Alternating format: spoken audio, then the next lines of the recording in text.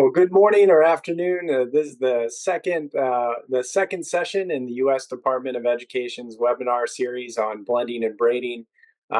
We once again want to thank you and thank the White House for co-hosting this series with us. In case you missed our first webinar, my name is Stephen Costio, and I am a Federation of American Scientists Impact Fellow here at the Department of Education. I'm once again delighted to welcome an all-star cast to help us answer key questions about what blending and braiding is and how to do it. Today's webinar will focus on strategies for providing and making it easier to access services across federal agencies. We will start with a presentation from blending and braiding experts at the American Institutes for Research, turn to a moderated discussion between agency leaders at the U.S. Departments of Education, Housing and Urban Development, and Labor, and wrap up with some reflections, takeaways, and additional resources from the Learning Policy Institute and other leading education organizations. I know this question is coming, so I want to answer it now. Yes, this webinar will be recorded and shared with registrants and attendees along with the slide deck. If you missed our first webinar or liked it so much you want to watch it again, you can find that on our U.S. Department of Education YouTube page, and it will be posted on our Promise Neighborhood website as well. I'll put that link in the chat here in a second. And similar to our first webinar, we do not have time slated specifically for question and answers today, but we encourage you to share your questions using the Zoom chat. Myself and our other panelists today, we will answer as many questions as we can during today's webinar, and we'll continue to use your questions and comments to inform the content in this series.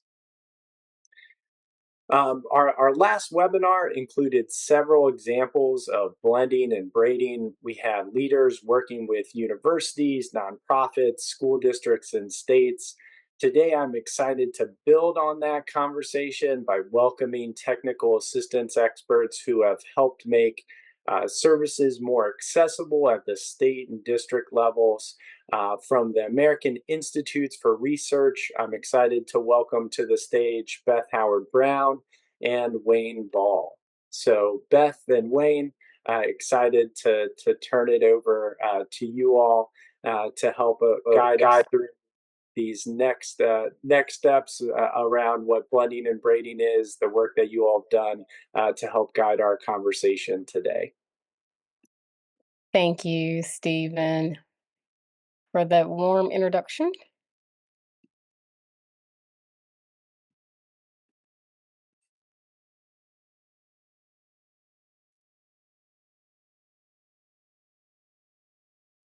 Are you able to see my screen? Yes. Wonderful, wonderful. First of all, I just, again, thank you for giving us an opportunity to share this great work that was really done and conducted by the Region 9 Comprehensive Center during the former grant cycle. And I'm Beth Howard-Brown, and I'm here in South Carolina. So I don't know how many of you are familiar with the Region 9 Comprehensive Center or the Comprehensive Center Network, but understand that comprehensive centers are really there to support state departments of education in those priority areas. So it's about trying to make sure we identify those areas that folks have deemed as important and a priority in terms of improving outcomes for their children. And this is a grant that is funded by the U.S. Department of Education. And we just went through a new awarding of new centers that actually the new center started October 1. And it's about that support piece. It's also about connecting the state departments of education with various partners as they work in these identified areas of need or priority.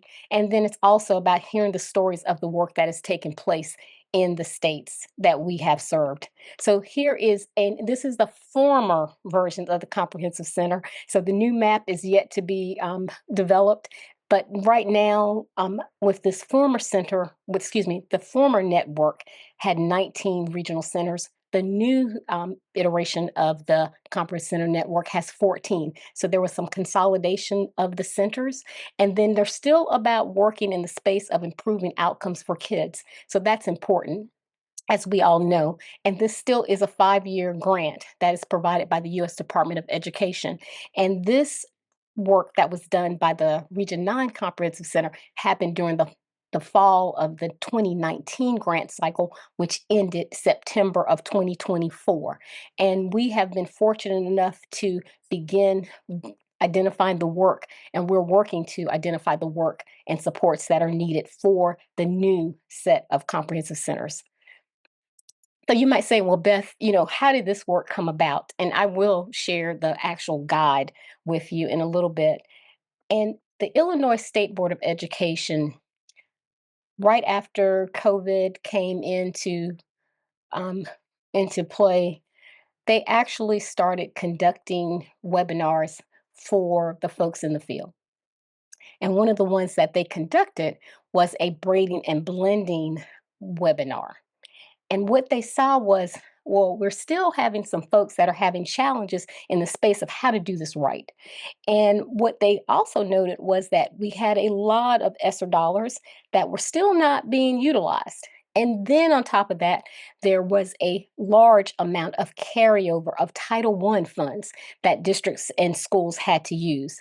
So that is when they came to Aaron Butler, our director of the Region 9 Comprehensive Center during that time, and said, hey, we want to have a COP that can help folks in the space of braiding and blending.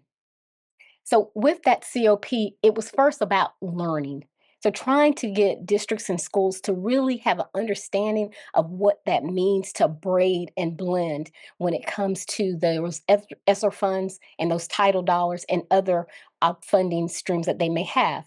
But the powerful piece that also to be noted was the collaboration that took place. So the COP provided a safe space for folks to share and to just be transparent and know that, hey, this is an area that I'm struggling with. So help me in this space. And that's what we did.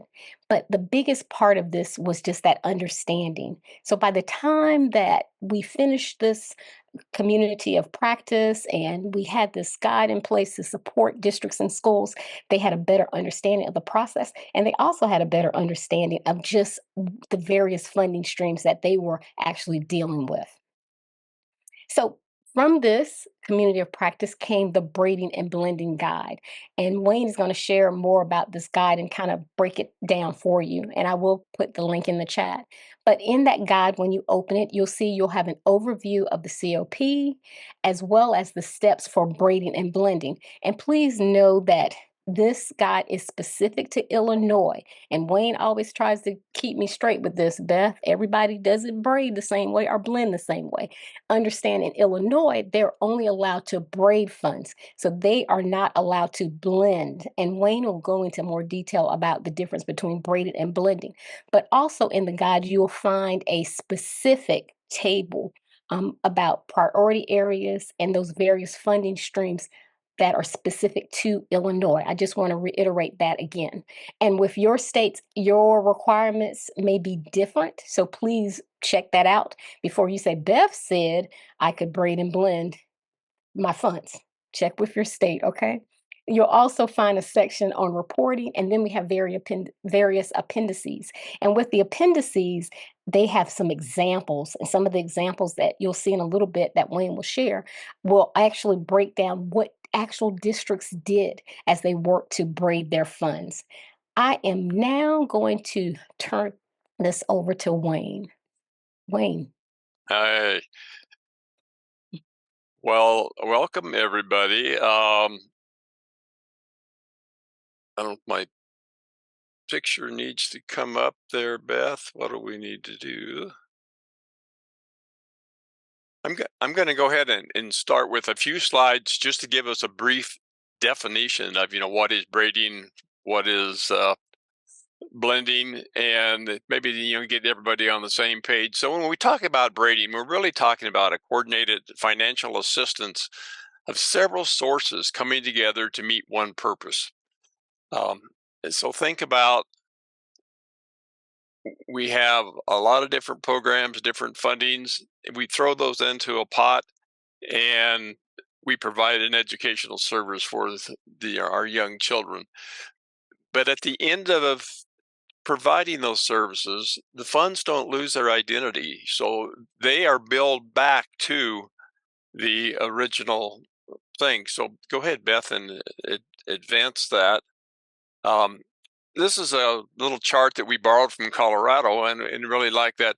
Just know that the children don't really realize there's a lot going on. When you talk about blending and braiding and funds, there's a lot of work behind the scenes and before we actually get in the classroom. So we determine what services are needed. We determine how those services need to be done. The child comes into the classroom and we provide the services, as you can see here, service 1, 2, 3. But then at the end of the day, the financial people will bill that back to the original funding source. And so we might see Title I and Title II, Title III working together, and I'll share some examples a little later with you. Then we look at, that's the braiding process. We look at the blending process, and it's a little different in that in blending, the funds lose their original identity. They're combined into one stream and one purpose. And so most schools will go to a school-wide program, pull all their resources, funds together, and provide the educational service. Illinois only brings together their title programs because the idea, has many requirements of reporting, although you can use some of the idea funds in blending and braiding, in particular the 15% coordinated early intervention funds. But we probably see more braiding going on than we see blending. But as we're learning more, I think we'll continue to see that. So we developed a tool, and what Illinois wanted was something that was simple, was easy to use, that teachers would understand, but would give us the information that we need to really do a blending and braiding program. The first step, looking at a comprehensive needs assessment. As you know, we all have to do a comprehensive needs assessment for our title programs, and many districts have done those several years ago. They're not all up to date. But what we found out is if you really do a stellar job of developing a comprehensive needs assessment and you involve the stakeholders, you involve the other people in the district with what's going on in your program, then we identify the services that children really need. So that's step one. Step two, then we say, okay, so now we know what we need to do, what programs we need, how are we going to fund them? And that's really the state and local or federal funds. We research all of those and say, we could use this. We might be able to use this. We've got a special fund in the school district that other school districts don't have, and they'd like to support our programs. So we look at all those options and we put the scenarios together and say, how could we come up with the best budget to do what we identified in our comprehensive needs assessment? And then we're ready to flow into to start implementing the program. We provide the education, the children are getting what they need. We then continue to monitor. We want to be sure that what we're doing is working. If it isn't, we need to modify it. And I think that's the other key to it. We're not locked into having to spend our funds in a particular way. We choose how to use them because we've developed this comprehensive system, and hopefully we'll come out then with the best program for children. At that point in our manual, we have some examples, and so we just put this one in from Danville, Illinois, about a braiding project that they did. As you can see, they've got the demographics of the school district, and all of this was pulled together in their needs assessment. they really analyze where their children are, what services they need, and then you look over to the right, and what they've done here is some of the resources that they've looked at. They look at the reporting, the documentation. They look at cost allocation and methodology, program evaluation, sustainability, all considerations that we do with each project that we do. Then you can see, I'm going to show you how we pulled all these together, and the resources that were braided for this particular project. We use Title I Part A, Special Education District funds, Title I Part A school improvement. We used our ESSER funds and our ARP funds, and we pulled in some homeless children and youth from the McKinney-Vento funds. All of those braided together to provide the services for children. So as you use this guide, go through, look at the examples. Beth talked about the graphs that we have showing how you can, different funds that you can braid and blend together. And hopefully it will help you make good decisions about what you need to do to provide an educational program that provides the best results and outcomes for our children. Next.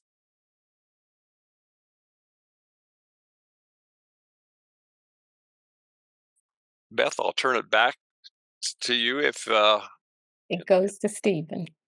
Thank you, Wayne. Yeah, well, thank you so much, Beth and Wayne. I'm so excited that you all have this guide to answer some of the essential questions that we've gotten as a part of this series.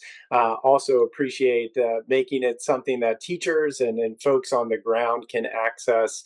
I think having a concrete framework, the tools that you all were able to pull from, being able to pull from other places like Colorado, and I know some of the template you all pulled from comes from work of unlocking funds at the state of Washington as well.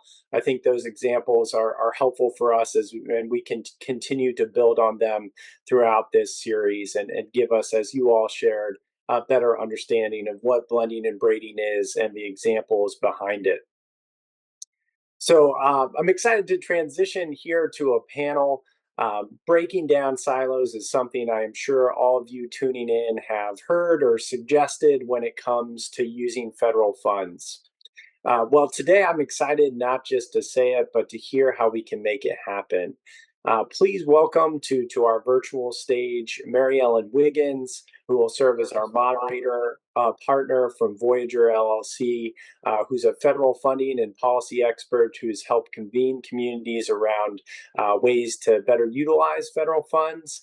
We also have Elson Nash, our Director of School Community and Improvement Programs here at the Department of Education, who's helped us align funds across federal programs that support the whole child, including full-service community schools, Promise Neighborhoods, magnet schools, statewide family engagement centers.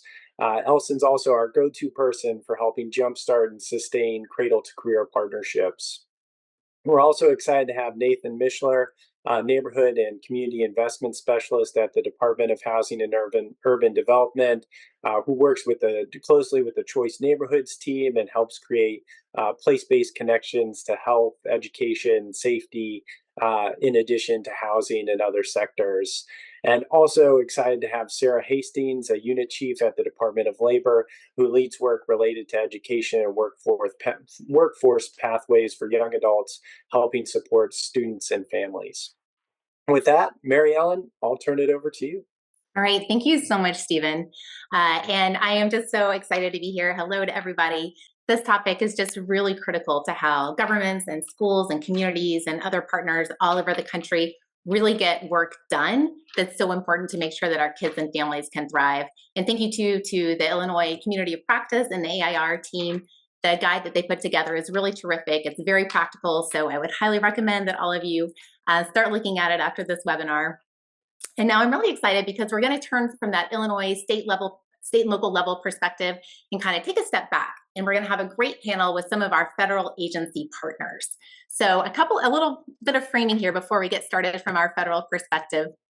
This panel is really going to focus on braiding funds. So a lot like you heard Beth say in talking about the guide, blending funds can get more technical. There are more rules and requirements.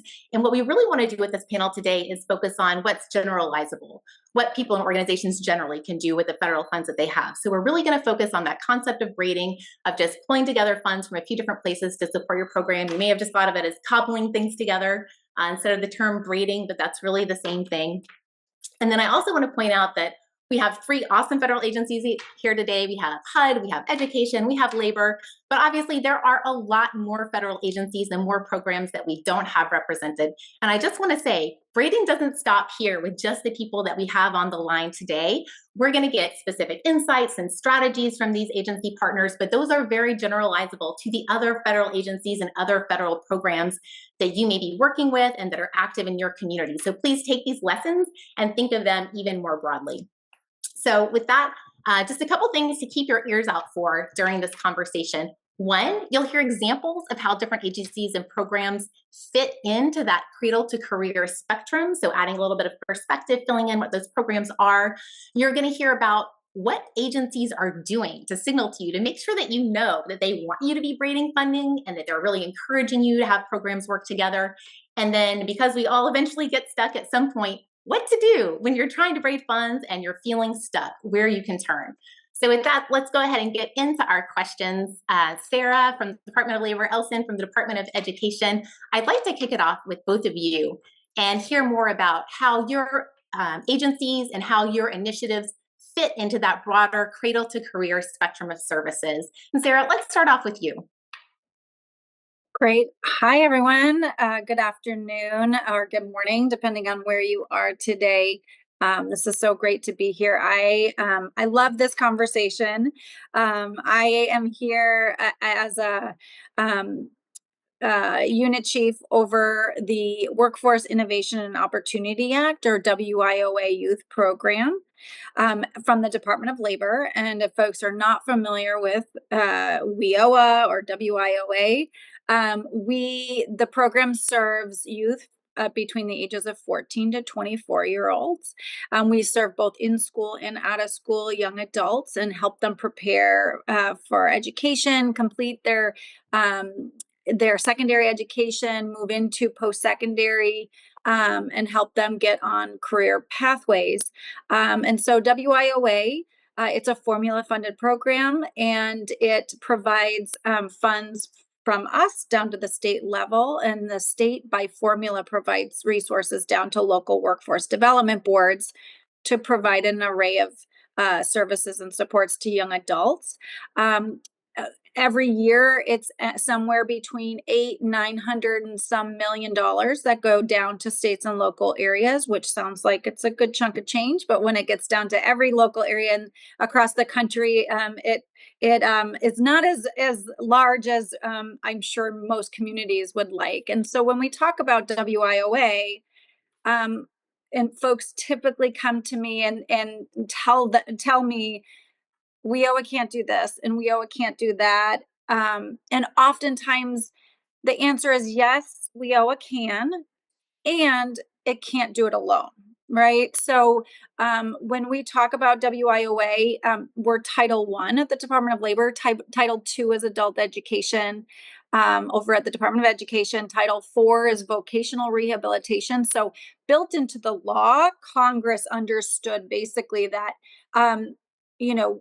folks in communities, whether they're young adults, they're adults, job seekers, whether they're students in education departments, that systems need to be working together to be able to support folks, and that no one federal or state or local program is going to be able to do it all. So innate and built into our work is the hard stuff, which is when we get resources, it's not going to do all the things that we need to do in a community, and it requires all of the building and putting puzzle pieces together, which sometimes people say it feels like you need to have a PhD in understanding each program and in order to understand whether there are barriers to implementing or barriers to cobbling together or braiding these resources. So takes a lot of work. And, our agency really spends a lot of time providing technical assistance to our communities and to try to support them in thinking through what do these partnerships look like? How do we articulate where these funds are going to go and be best utilized?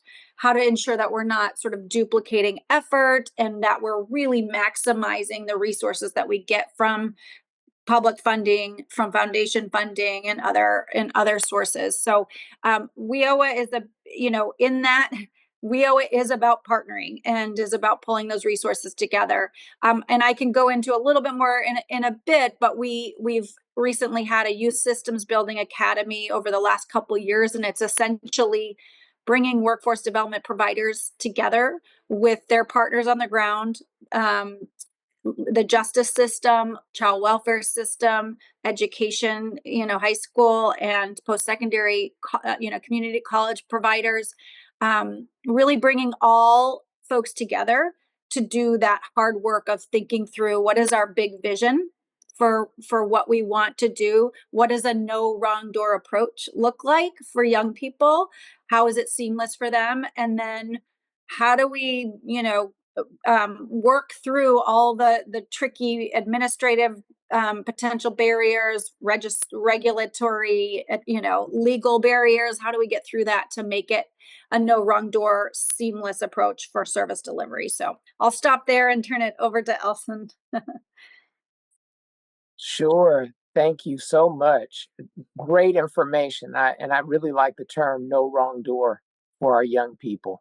For the Department of Education, the Promise Neighborhoods program, along with the Full Service Community Schools program, are the two place-based programs that really cover cradle to career. We've been doing this since 2010, well, full service 2008. And Mary Ellen and Sarah knows about the collaboration that we all did back in 2010. And we really, with those two programs, attempt to work closely with our other federal partners. And that's where Nathan will come in with our sister brother program, Choice Neighborhoods. The idea is with some of our federal programs where we see the natural alliances with utilizing funding, that falls into that category of braiding together. And in many instances, through our guidance, our actual notice inviting application, we actually write it in that it is a selection criteria for where we strongly suggest that the applicants follow this line of thinking for braiding funds. So that way they have to score points.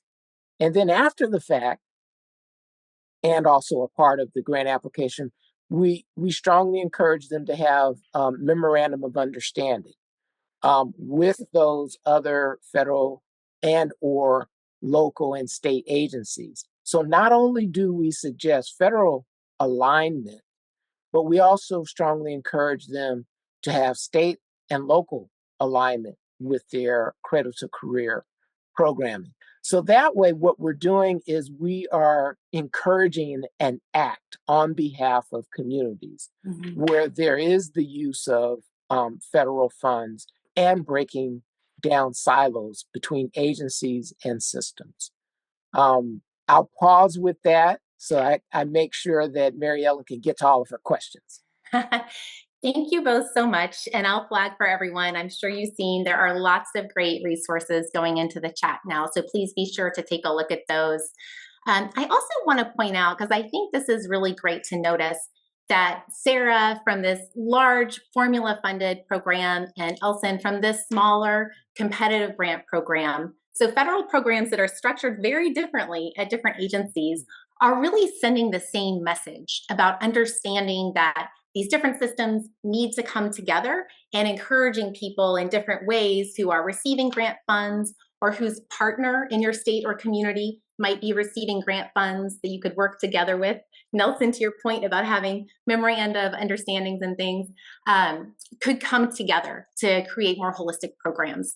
So Nathan, let's bring you and HUD into the conversation here. If you have anything you'd like to add on to Elson and Sarah's comments, please do. But I'd also love to hear from you in particular about this question of what is it that the agency does to tell people in the field, hey, we really want you to be working across policy domains and across programs?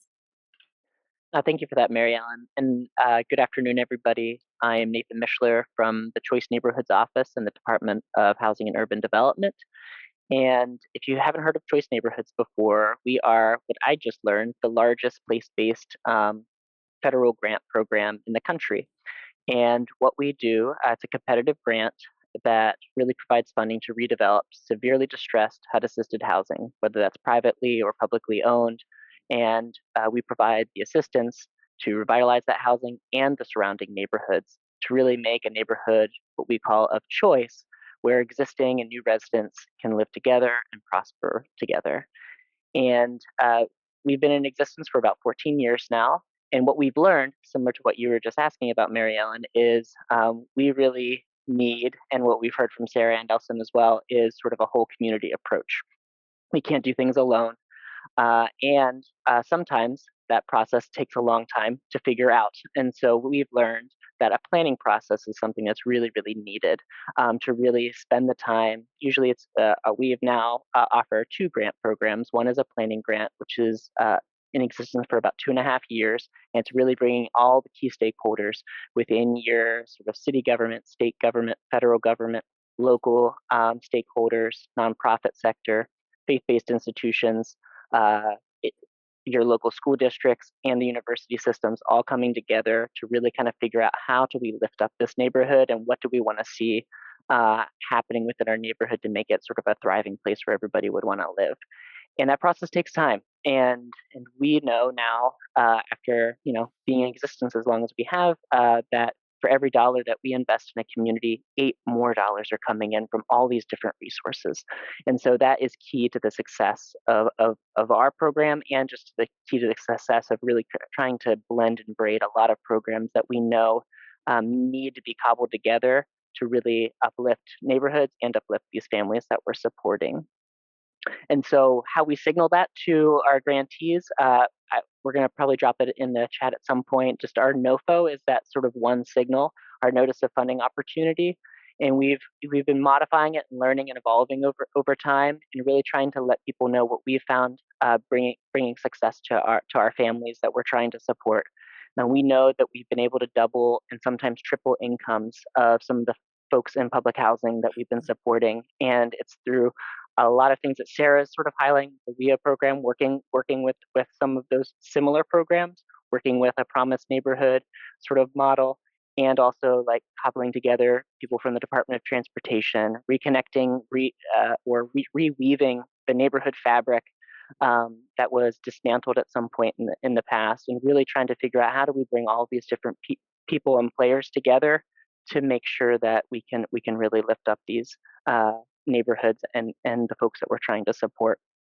And so the other way that we're trying to signal just to the public and our grantees is through just any type of media outlets that we're sort of putting information out. We have a newsletter that goes out every month highlighting and giving some spotlights to really successful models that we've seen from our grantees and similar like-minded programs to Choice Neighborhoods. So those are, and hopefully in the chat, and Steven's doing a great job at posting them, you can get access to our latest NOFO, our website, and then also there should be a link to sign up for any of our newsletters if you're interested in joining us. Great, thank you so much. I'd like to, again, just kind of highlight some commonalities that I'm seeing. Both you and Elson really talked about the NOFO, the Notice of Funding Opportunities, the, hey, please apply for our grant announcement, and how points are allocated, what's being asked for. Those are signals that say, hey, we want you to work together. When agencies put out information and they're highlighting an example, and that example is showcasing a partnership, that's really another strong signal you can turn to and say, oh, that's really what they want us to be doing too. And Sarah, given that WIOA programs they're formula, they're structured differently, it's not a competition, are there any other ways that your program really likes to communicate, hey, we really want you to be braiding these different programs together? Yeah, I think there's a number of ways that we do that. The funds go down to states and local areas, and we have some guidelines within the regulations and the law that say what you have to do. But states and local areas have an incredible amount of flexibility in how they spend their resources. Which means a lot of what we get to do is encourage. We're encouraging and highlighting where there are promising practices and strategies in local areas. And so in doing that, we provide a lot of technical assistance, and one of which is the Youth Systems Building Academy that I just mentioned. We brought together local communities with leads as the workforce development agencies because it was from the Department of Labor, but they brought in their partners from across the different community in terms of education, workforce. Justice, child welfare systems, housing partners, foundation partners, and really gave them the gift of time, some of it. Nathan talked about planning grants. I mean, I think so much of this work is that it just takes a lot of time to sort of articulate what's our broad vision. Where do we all see, sort of a shared vision and shared goals, and sort of mapping out from there, what does it look like? How do we get there with our individual resources, bringing them together? How do we not duplicate effort? How do we maximize? And what does that look like? And that is a lot of time talking about what's the data that you have? Where are your partnerships? How do we ensure that we are giving the right services to the folks that we're serving? And then I will add this piece is youth voice in this particular example. With our Youth Systems Building Academy, one of the big ahas, in addition to like sort of mapping out where their resources went, to be able to develop a really thoughtful vision, they needed the young people, or our participants, our users, our folks, to be at the table and thinking through, this is what we need and here's how we get there. And it's really an effective way of understanding where the gaps are and the opportunities are. And then you start bringing together the right resources. You don't start necessarily with like, all right, what do we have and how do we make it look and work the way we want it? You start off with the vision and start tackling kind of the steps around what does it take for us to implement that vision, and who do we need at the table that's not already there. And so the Youth Systems Building Academy, really that time, that gift of time of folks sitting together, working through these questions, asking the right questions around data. What do we have? What are we missing? Asking the questions around equity. How do we know that what we're doing is actually working for the people that we need it to work for? So that work is really key. I will say the other example I would use here is around sort of culture of the work that we do. So our acting secretary, Julie Sue, sort of started a campaign and sort of a strategy called Yes, WIOA Can. And we have been, people really that seems to click with a lot of people. And really the idea of it is that there's so much that we can do with our federal funds. And often we think there's more that we can't do. And so from the federal perspective, and I would say for folks who are on this call, if you are a funder, state level, local level funder, federal level funder, often we say, here's what you can't do.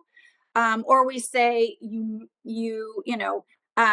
must do these few things. And then beyond that, people sort of try to figure out, well, what about this part? Can we do this? It's not explicitly stated that we can do it, so maybe we shouldn't.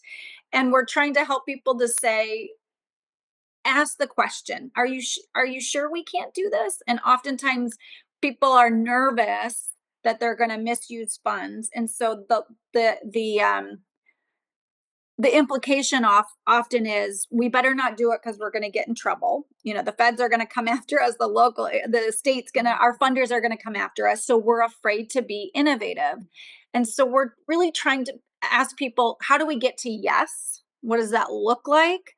Are we sure we can't do this? Let's go find where it says at this in the law.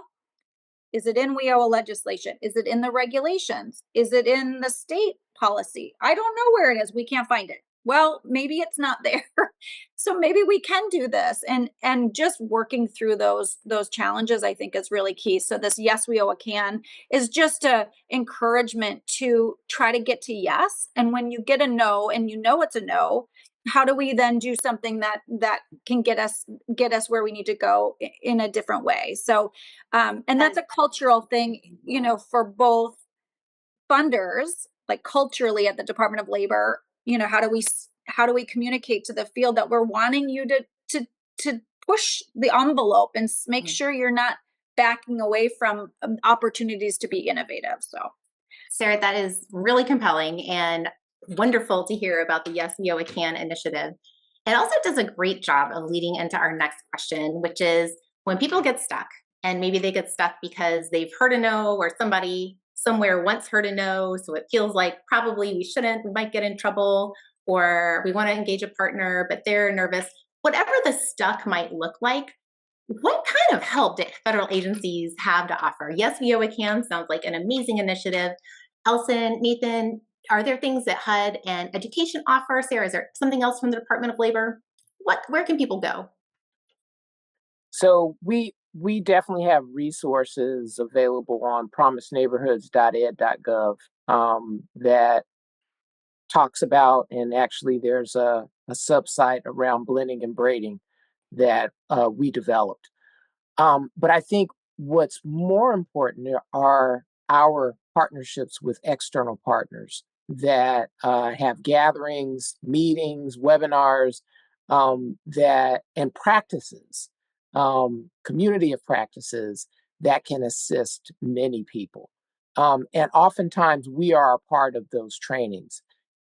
What I find with those, and many of those partners include the Coalition for Community Schools, the Harlem Children's Zone, William Julius Wilson Institute, Strive Together. Many of these national organizations provide gatherings and technical assistance. I won't go so far as to say in partnership with us, but I would say in alignment with us. And so oftentimes what they do is they will ask us around critical issues. And because they have more resources than we do, they develop trainings, they develop gatherings, they develop communities of practices.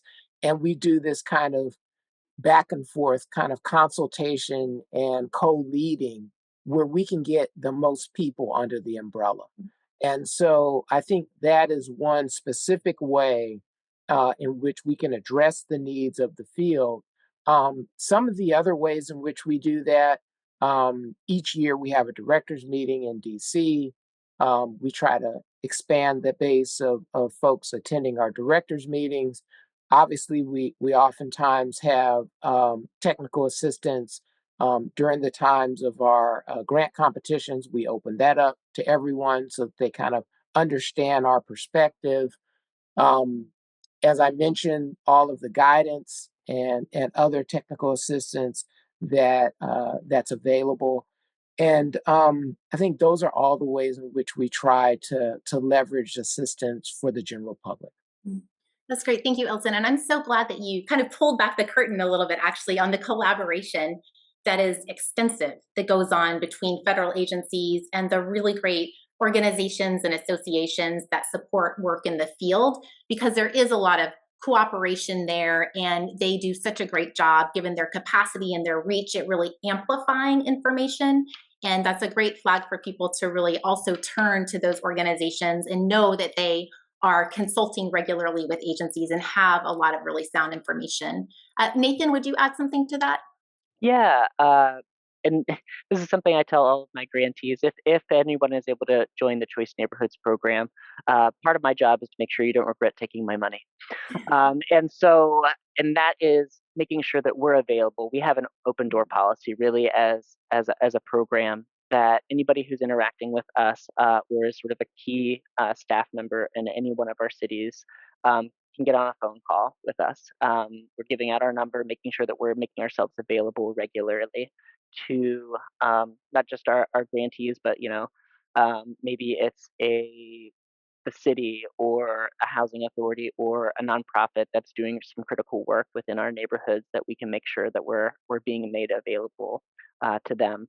And then also, what I often am saying to a lot of our grantees as well is a typical thing of thinking that you can't do something or we're struggling to make inroads or build this relationship and we're just sort of at a stalemate. And the constant sort of response that I think we've had as a program is how do we add value to whoever this key stakeholder is? One of a perfect example, and I'm sure Elson will appreciate this one, is with school districts and schools being seen as the silver bullet to solve any and every sort of problem within our society, and that's just an impossible task to ask of somebody. And so when we're coming in trying to partner with school districts, partner with local schools themselves or within a community school, how are we adding value? How can we make an inroad and build that relationship? And really, at the end of the day, it's all about that relationship building, and that's why the planning process is so important. Letting a school know that how allow us to help you get social workers in the school, where we want to support these youth through the trajectory of their school career and beyond. And so how can you leverage the funding that we're able to provide support within your schools and outside of school? Because that's another area that we have focus on and sort of influence over. And so really trying to figure out, one, how we add value, building that relationship, and making sure that the different stakeholders who are coming to the table understand sort of the benefits for all of us working together in sort of one direction. Mhm. Thank you so much, Nathan. You, I think, did a great job also of just kind of giving a little bit more illustration to what Sarah was also saying about culture change and the culture change that has been going on inside the federal government now, I think, for some time now that there are quite a few years of experience with place-based programs where federal officials and just frontline staff are really learning more about how to have a yes mentality. There are stronger relationships also across the federal agencies, like the programs that are on the line today. People know each other. So the kinds of things that people are being asked for in the field are also being done at the federal level. Often people just don't know that because it's hard to have that visibility unless you come to a great webinar like this one. But I think that culture aspect is really important. So as people turn to agencies and ask for help, hopefully they are finding more of a mentality that is really open and collaborative and helping to support those relationships. Sarah, would you throw in anything else about technical assistance before we move to our last question? I think they covered it. Yeah, I think the relationship building piece, I think, is huge. And so, however, funders, federal, state, local funders however they can bring folks together and give them the time to work through these processes, I think is huge. I mean, that's the biggest offer you can make around technical assistance, is to start to get to know folks, to know what they can bring to the table, and articulate sort of plans on how to reach those shared goals and shared visions. Mhm. Great, thank you. And before we move on, I just want to flag a couple things that are in the Q&A. We got a great question. I think it was from Sierra about early childhood. Thank you to Stephen for posting a resource on blending and braiding specifically around early childhood, that cradle part of cradle-to-career, as Sierra put in her question. I know a lot of folks may be interested in that, so please take a look at the Q&A and don't miss that link. There was also a great comment, I'm sorry, I missed the name, asking about interagency organizations to help coordinate across place-based programs. And I just want to let folks know that over time, there have been lots of coordinating bodies at the federal level that have brought agencies and programs together. And those efforts, they're not evergreen, things come and go over time, but in various forms, they do help to build those relationships so that those have really undergirded what we're talking about here about the federal integration and collaboration. So just wanted to give that a little bit of airtime. And then let's turn to our last question here, which is really zooming back out and thinking big picture about what is happening on the ground. What is it that you are most of all hoping that people will do as they leave here, as they go back to their schools and their communities and their states? What would you like people to do to bring stakeholders together and make sure that they are pulling in federal funds to support their work as best they can? And Elson, let's start off with you. Sure. I think a couple of things. One, informing us how we can do better. I think at this juncture in federal government, a lot of times when there's a change or potential change in administration, a new administration is looking for new ideas. In addition to the new ideas, at least at the Department of Ed, the secretaries usually has the secretary's priorities that he or she may have in the new administration. This presents a unique opportunity for you all in the field to put forth your suggestions.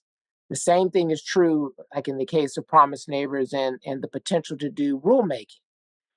Your insights and your suggestions around these types of things are ways in which we can enhance our programs.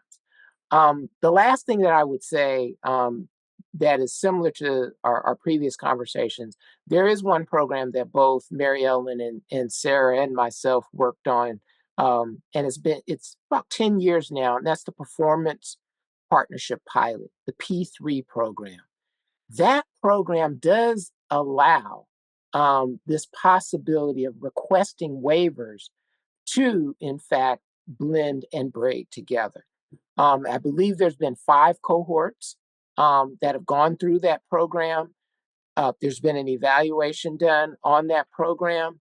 I think the opportunity for folks to utilize that program is another thing that I think folks can do, because it talks about, and the backing of that program is something that is truly about blending and braiding and breaking down silos so that we can work together.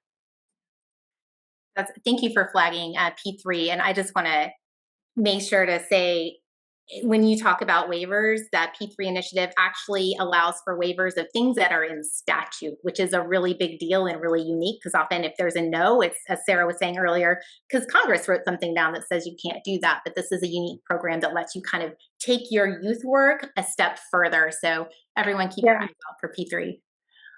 Yeah, I'm glad you brought up P3, Elson, because, you know, we have been working on this for 10 years and we have learned quite a lot. And actually this, for me, when I have these conversations, I think while each year or each time we do a P3 solicitation, we can only select up to 10 states or local areas or entities that apply. However, the bright spot here is that we have had over the years many states and local areas come to the table saying, we want waivers on this. Right away they sort of jump to the flexibility part. We need waivers to do XYZ. And when they develop their application and they start to work through, in the early years, on the application side with the Department of Education, we didn't ask them to tell us exactly where the barrier was. So they came to us and said, we need flexibility and waivers in these 3 areas. And then we started over the years saying, you know what, let's ask them exactly what statute or where in the regs they're thinking they can't do this. Where's that real barrier, the burden that's keeping them from reaching their goals. And oftentimes folks were like, I don't know where it is. I can't find it. It's not in the regs. It's not in the law. Maybe it's at the state level. Maybe it's at the local level. But we've just always known that we can't do this. We can't do this. It doesn't allow us. There's something that gets in the way. And again, as I was mentioning, when folks come together and they start trying to tackle each piece and chip away some of this complex structural, bringing together these resources, folks have found that yes, we can do these things, and actually it's just, it's our local workforce board that actually has the authority to sort of change our plans. We can look at it in a different way, or what, actually it's a state level burden or barrier. Let's go ahead and ask our state if this is something that we can get some flexibility on, or if we can think about it. But that process alone of just working to put together an application for P3, many times we saw it over and over again, they ended up with not having a actual legislative or federal level flexibility that they were asking for, because they learned in the process that they didn't actually need that kind of level of flexibility and that they could do it. So there was a lot of great learning there. And so that's what I would encourage folks to do, is to work through that process and think about where those barriers are. So wonderful. Thank you, Sarah. And Nathan, let's turn it over to you for the last word. What do you hope that folks on the ground are doing? Yeah, and this sort of goes to sort of feeling stuck or not feeling like maybe a program is accessible or available to you. And what I just always want to just mention is Choice Neighborhoods. It's a competitive program, yet I believe it's becoming more and more accessible to more communities as we've aged. So we're not only in the large cities anymore; we're in small towns. We're in my home small town. Just became a planning grantee in Johnstown, Pennsylvania, a very small place in the middle of PA. If you haven't heard about it, we talked about Illinois. We're not just in Chicago, but we're in Rockford, we're in Peoria, we're in Joliet, Illinois. There's a lot of smaller communities that can really benefit from this program that we're finding. And I just want people not to be discouraged by looking at, I know when looking at a NOFO, especially the size of ours, can be very daunting, very intimidating. Yet it's actually, especially for the planning grant, it's much more accessible than I think people realize. And just taking the time to read through it, and there's always sort of opportunities to reach out to our office for Q&A. We have, and I'm going to put it in the chat, just a Choice Neighborhoods email inbox if you have a question about applying to our program. I saw a couple Q&As that were specific to Choice Neighborhoods. Please feel free to use that email inbox to ask for any inquiries. We have a full staff that tries to respond to those in a timely manner. But just wanting to let people know, there's help out there available, and it might seem daunting, but it's more accessible than I think people realize at the beginning. Wonderful. Thank you all so much. I think we've got some great takeaways today. There are lots of programs across agencies that really fit into that cradle to career spectrum. And if you look at agency NOFOs, those grant competitions, the guidance they put out into the field, and even just the examples that are being lifted up by agencies about what they like or something that was successful, those are great places to look to find those signals about how programs can work together and are being encouraged to work together. And if you get stuck, you could talk to your agency, but you can also talk to the many great national or even state or local organizations that are out there that really focus on field building and helping people to understand. And most of all, wherever you are, whatever level you're working at, engage your partners, make sure to work together, and really come up with that comprehensive plan for what you're trying to do to build around that. So thanks very much again to all of our panelists and to everyone. And Stephen, I'll turn it back over to you. Yeah, well, thank you so much, Mary Ellen. So excited to have you, Nathan, Sarah, and Elson joining us today. And excited, as you mentioned, we weren't able to get to all the different federal programs, but we have very excited to hear ways that federal funding helps students and communities. And I'm sure many of you tuning in would like to know more. So we'll have each speaker's contact. I'll share that at the end of this webinar, and that includes the contact for our next speaker. Before I introduce her, I want to say that we've got a whole group of folks planning these webinars and suggesting speakers, and I'm so glad they suggested our next guest because she's someone I've had the pleasure of working with on many education issues, including writing a report on federal funding for community schools, bringing expertise working with education policy research, nonprofit networks, and federal stakeholders, now directing federal policy at the Learning Policy Institute, Tiffany Miller. Tiffany, I'll turn it over to you. Great, thank you so much. So as Stephen said, I'm Tiffany Miller. I'm the Director of Federal Policy at the Learning Policy Institute, which is LPI for short. Those of you who are not familiar with LPI, we are a nonprofit, nonpartisan organization that conducts high-quality research to advance evidence-based practices and policies for all students. So I've been asked to just spend a few minutes reflecting on what I heard during the presentation and discussion, and to talk a little bit about a report that I co-authored, which dug into the amount and variety of federal funding sources that are available to fund different parts of a community school's strategy. So we were able to take a deep dive into an example during the presentation about what um, uh, blending and braiding funding looked like in Illinois. We were able to hear from a couple of different federal agencies. And one thing that I was struck by, very much appreciated with Beth and Wayne's presentation, sort of just defining what is the difference between braiding and blending funds, because I often hear those terms used interchangeably, and there is a difference. And so it's very helpful to have that outlined, as well as having a tool and a comprehensive center focused on this work. I was also very much, I'm looking at my notes here because I was taking notes as everyone was speaking. I was very struck by, during the panel discussion, yes, WIOA can, and no wrong door. So in some of my previous roles before I worked at the Learning Policy Institute, I was a researcher. I worked for a nonprofit organization that directly served students.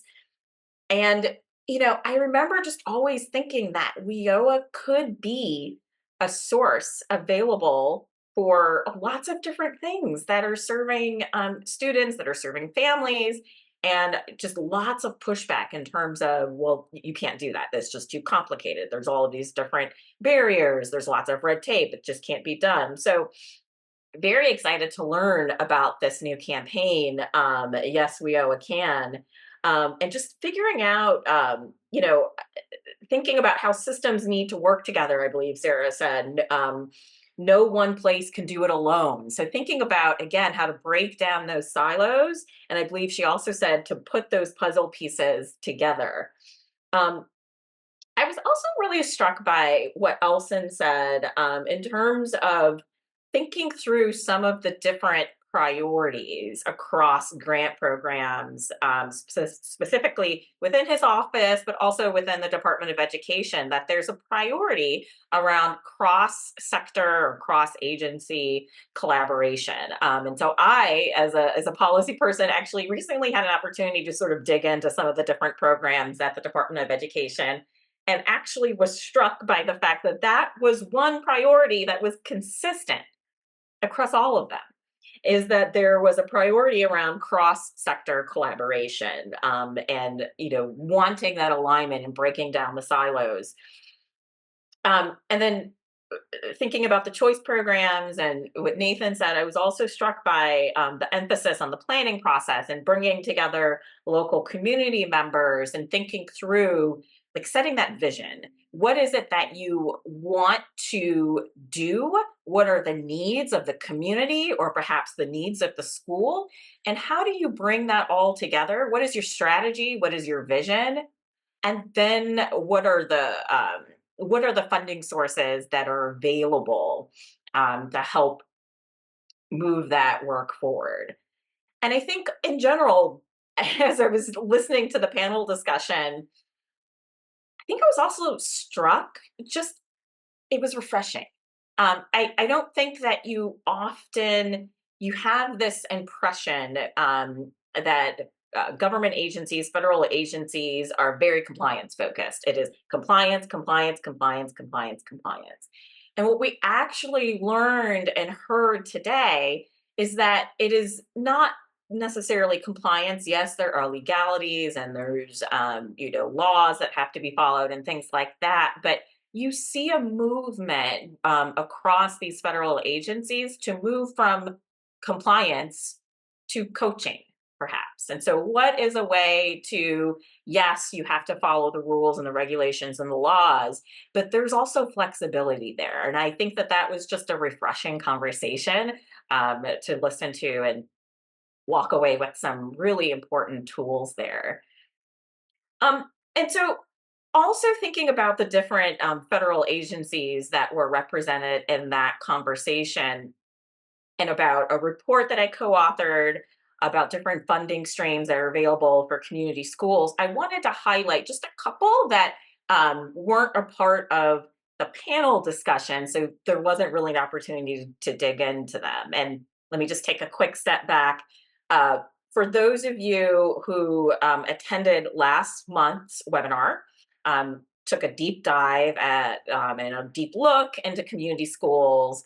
So I won't do that here, but just as a reminder that a community school strategy transforms a school into a place where educators, local community members, families, and students work together to strengthen conditions for learning.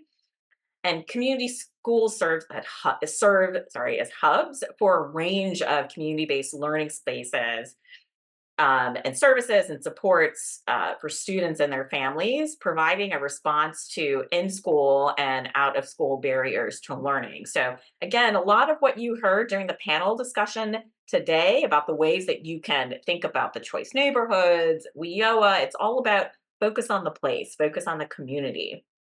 And again, because community schools are designed to bring together a comprehensive range of services and resources to meet the needs of students and caregivers, schools, districts, and states can leverage funding streams across agencies to support the development of community schools, the implementation of community schools, and their growth.